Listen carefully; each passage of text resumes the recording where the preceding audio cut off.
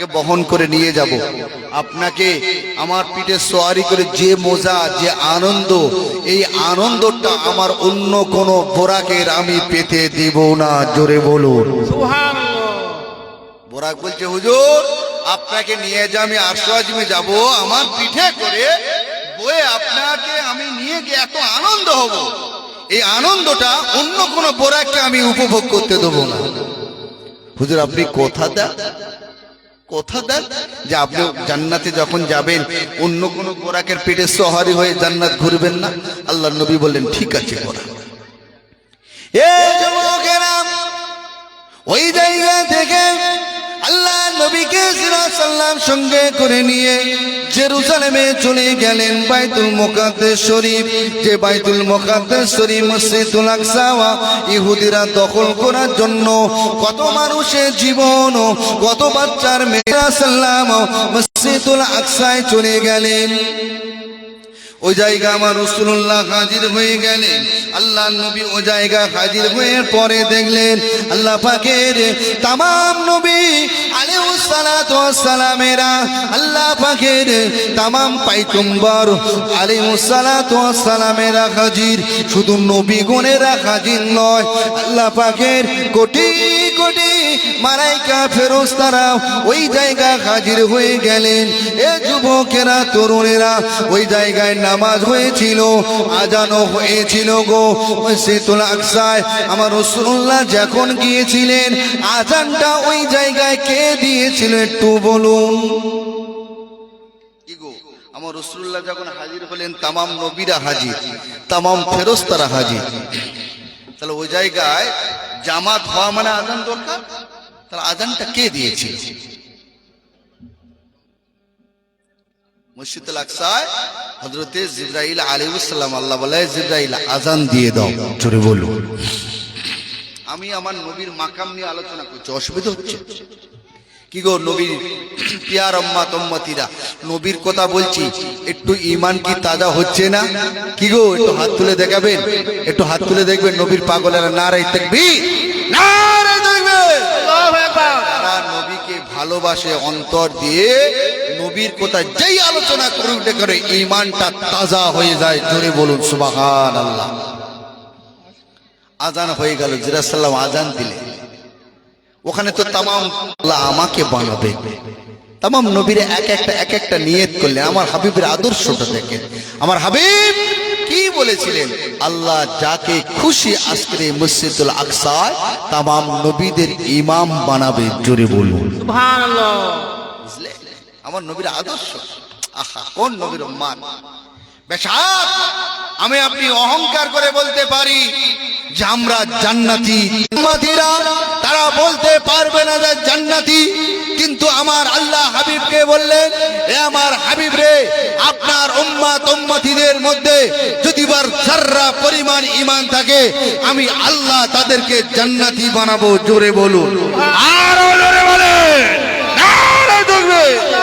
আগে বাবা, আমাদের যাররা পরিমাণ ঈমান কি নেই? যাররা মানে কি? আমি আপনি গোসল করার পরে গামছা কিংবা লুঙ্গি যখন ঝাড়া মারি, ঈমান কি আমার আপনার নেই? আমার নবীর নামে কে বেয়াদবি করবে, সে যদি একজন মদখোর হয়ে থাকে কিন্তু প্রতিবাদ করতে সে ভুলবে না। ভুলবে কেন? তার মধ্যে যাররা পরিমাণ ঈমান আছে, সে গুনাহ করতে পারে, হিসাব আল্লাহ তার কাছে নেবে। মদ খেয়েছে, অন্যায় করেছে, গুনাহ করেছে, ওর হিসাব আল্লাহ নেবে। কিন্তু ও নবীর জন্য জীবন দিতে যাচ্ছে, ওর মধ্যে কি ঈমান নেই? আমার কোরআনকে কেউ অপমান করবে, সে মদখোর হতে পারে, জেনাখোর হতে পারে, সুদখোর হতে পারে, তাড়িখোর হতে পারে, বদমাইশ হতে পারে।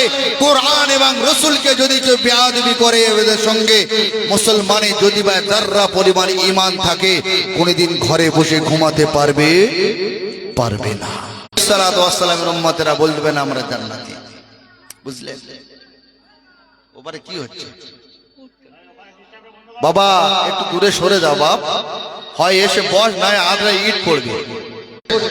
কোথায় খারাপ লাগছে, শয়তানেরা ওদের কাড়ি দিচ্ছে, বুঝতে পারছেন না?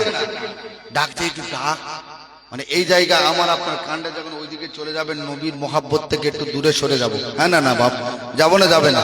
তাহলে নবীর ভালোবাসা, নবীর আদর্শ আমি আপনি যে মন দিয়ে শুনছি, সেইটা থেকে মনটা ওইদিকে চলে যাবে। শয়তান তখন বলে একে আমি হালকা মুরিদ করে নিলাম।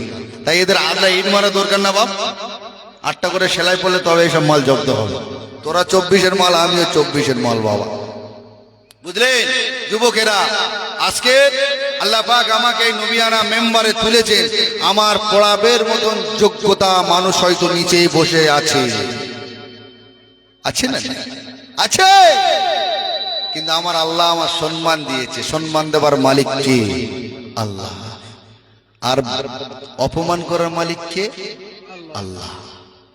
বুঝলে? তা যতদিন বাঁচবেন হাবিবকে ভালোবাসেন। হযরত নবী আদম আলাইহিস সালাতু ওয়াস সালাম মনে মনে করছে যে আল্লাহ হয়তো আমার ইমামতি করার দায়িত্বটা দিয়ে দেবে। আসেন আমার হাবিবের মাকামটা কত শুনুন। এ বাপেরা, তরুণেরা, যুবকেরা, আমার আল্লাহ পাক আওয়াজ দিলেন, ও হযরত ইদ্রিস সাল্লাম, আজকের এই মসজিদুল আকসায় আমার নবী আদম ইমামতি করবে না, ঈসা নবী ইমামতি করবে না, জাকারিয়া নবী ইমামেরা। এ আমার রাসূলের প্রেমিকরা শোনো গো, আমার রাসূলুল্লাহ ইমামতি করলেন মসজিদুল আকসা থেকে আল্লাহ নবী জিবরাইলের সঙ্গে সিদরাতুল মুনতাহা পর্যন্ত চলে গেলেন। হযরত ইদ্রিস সাল্লাম তিনি একজন আল্লাহ পাকের বড় ফেরেশতা, নাম হলো রুহুল আমিন। এ যুবকেরা, তরুণেরা, বাপেরা, হযরত ইদ্রিস সাল্লাম সিদরাতুল মুনতাহা পর্যন্ত গিয়ে ওই জায়গায় দাঁড়িয়ে গেলেন। আল্লাহ নবী আগে চলে গেলেন। আল্লাহ নবী আল্লাহ আসসালাতু ওয়াসসালামু আলাইকা ইয়া সাফিউল মাজলামিন, আসসালাতু ওয়াসসালামু আলাইকা ইয়া রাহমাতুল লিল আলামিন। আল্লাহ পাকের तमाम ফেরেশতারা আমার নবীকে স্বাগতম জানিয়ে জানিয়ে আশাজীবী নিয়ে চলে গেলেন। আল্লাহ নবী আশাজীবে ওঠার সময় আমার হাবিবের কন্দ মোবারক থেকে মোবারকটা যখন বলতে লাগে, আমার আল্লাহ আওয়াজ দিলেন, আমার হাবিব রে, আমার বন্ধু রে, আমার রে মুজাসসাম, এ আমার সিরাজুল মুনির, হাবিব আপনি দুটো লেখা, এ আমার হাবিব রে, আমি আল্লাহ তোমাকে জানিয়ে দিলাম, আমি আল্লাহ তোমাকে বড় ভালোবাসি, আমি আল্লাহ তোমাকে বড় প্রিয় করি। আমার হাবিব রে, তোমার এই কন্দমে ধুলো রসিলা, তোমার খরমে ধুলো রসিলা, আমি আল্লাহ পাক